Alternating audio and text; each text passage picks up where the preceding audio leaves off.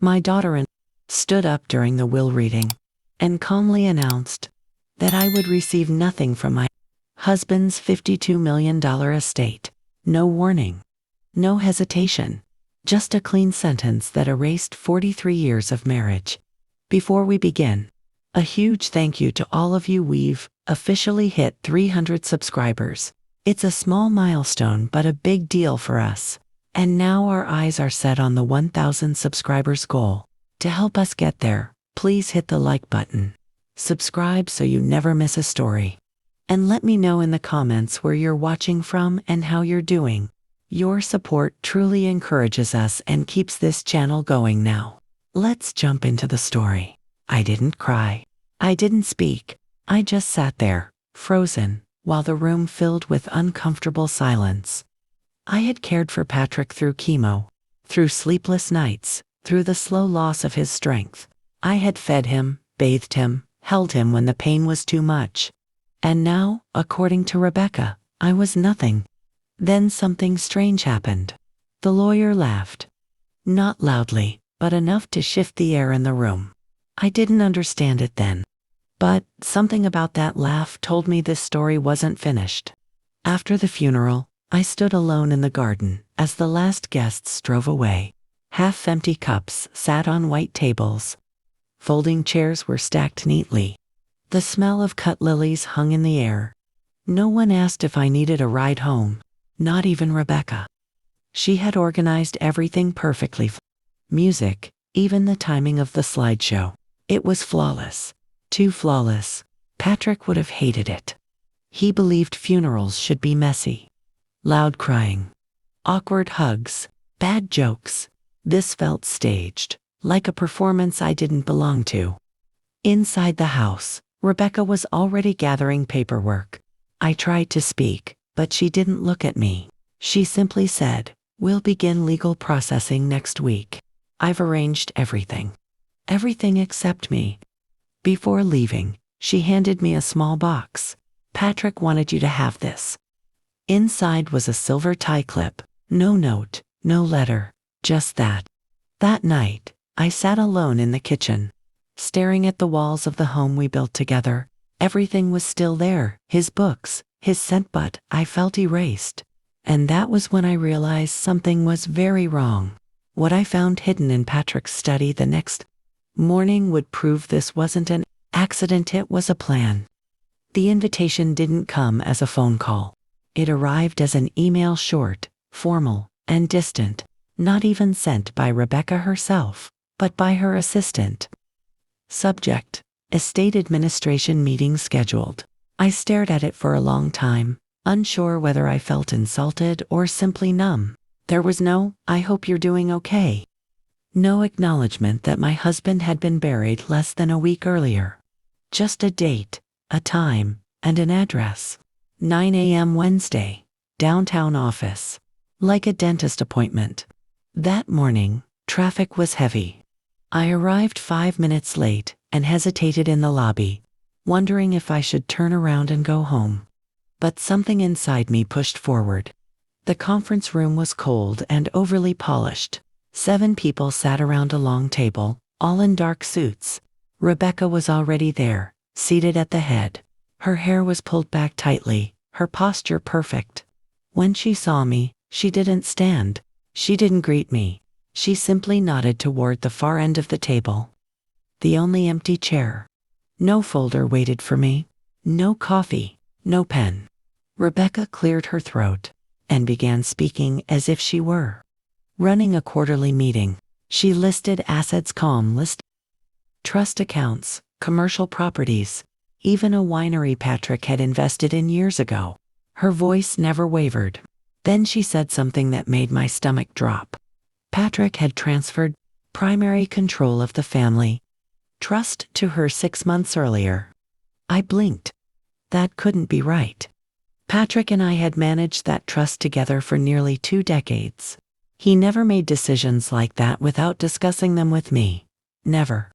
Rebecca continued reading allocations, percentages, accounts, names. Mine never appeared. At the end, one of the associates asked, almost hesitantly, and Mrs. Sloane's share. Rebecca didn't even look up from her papers. There are no remaining distributions assigned to her under the current filing. The words landed flat, final, and devastating. No explanation. No eye contact. Just erasure.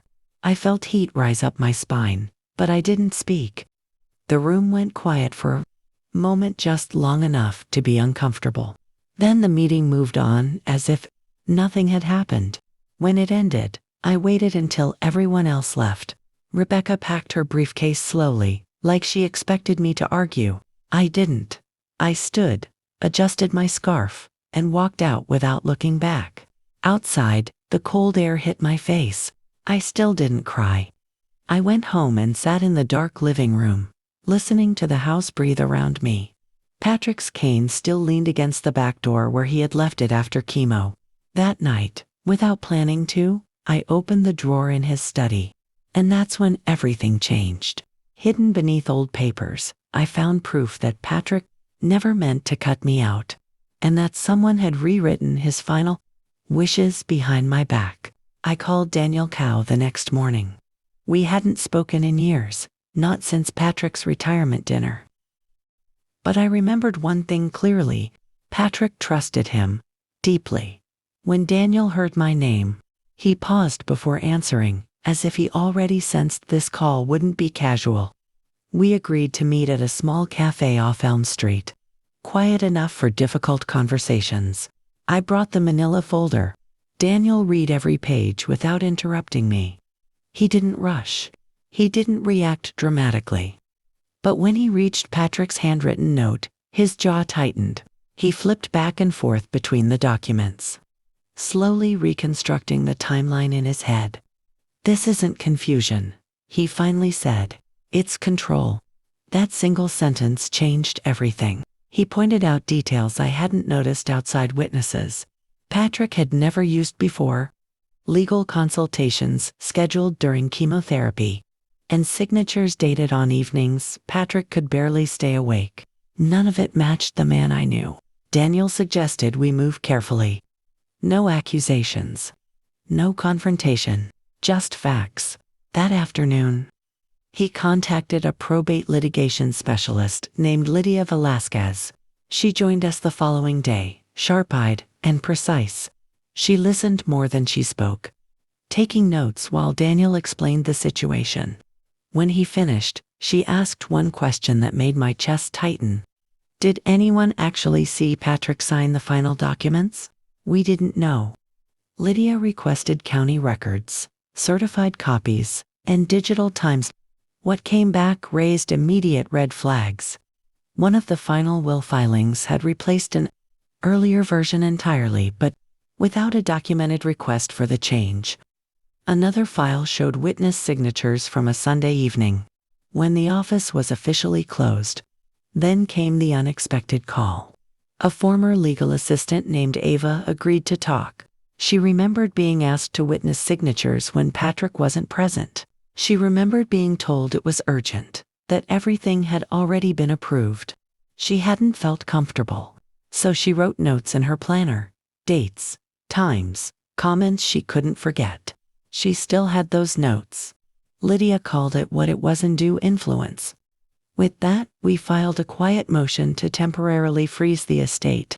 If granted, Rebecca wouldn't be able to move funds, sell property, or restructure assets until the court reviewed the case. 3 days later, the order was approved. I didn't feel victorious. I felt steady. That evening, I received an invitation in the mail, cream paper, embossed lettering. Rebecca was hosting a private tribute event for Patrick at the country club. I stared at the date. 4 days away. She wanted control of the narrative. She wanted an audience. I folded the invitation carefully. This time, I wouldn't stay invisible. I didn't attend the event to argue or accuse, but what I witnessed there revealed just how long Rebecca had been planning my disappearance. The letter from Rebecca's attorney arrived 2 days after the country club event. It was polished and cold, filled with words like misinterpretation, emotional distress, and unnecessary interference. According to them, I was grieving and confused. According to them, the estate had been handled lawfully and with full transparency. I read it once. Then I folded it neatly and placed it beside my coffee cup. When I showed it to Lydia, she didn't look concerned.